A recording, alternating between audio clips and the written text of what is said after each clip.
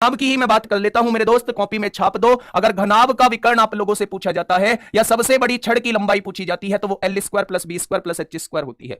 अगर घनाभ का आयतन आप लोगों से पूछा जाता है तो वो लंबाई गुणा चौड़ाई गुणा ऊंचाई होता है। घनाभ का वक्र पृष्ठीय क्षेत्रफल आप लोगों से पूछा जाता है तो वो 2l plus B into H होता है। घनाभ का संपूर्ण पृष्ठीय क्षेत्रफल आप लोगों से पूछा जाता है तो वो बच्चा ये होता है। अगर कोई पेंट करने वाला क्वेश्चन आता है या खुली संदूक का क्वेश्चन आता है तो वो 5 दीवारों का क्षेत्रफल होता है, और 5 दीवारों का क्षेत्रफल जो होता है बच्चा वो ये होता है।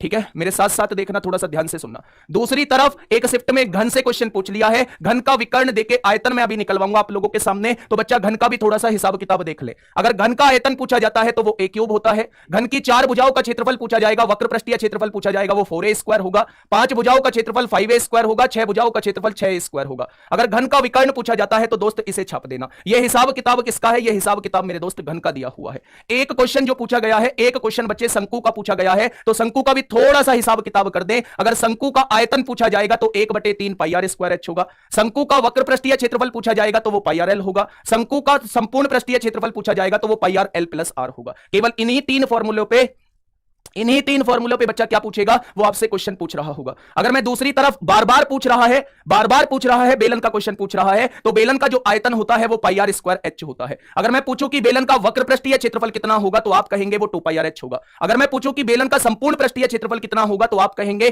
2 पाई आर एच प्लस आर होगा। इससे ज्यादा वो पूछेगा भी नहीं, इससे ज्यादा वो पूछेगा भी नहीं। डिसऑनेस्ट शॉपकीपर का इतना बिंदास तरीके से टॉपिक कराया है, वो देख लेना, आप लोगों को मिल जाएगा। दहली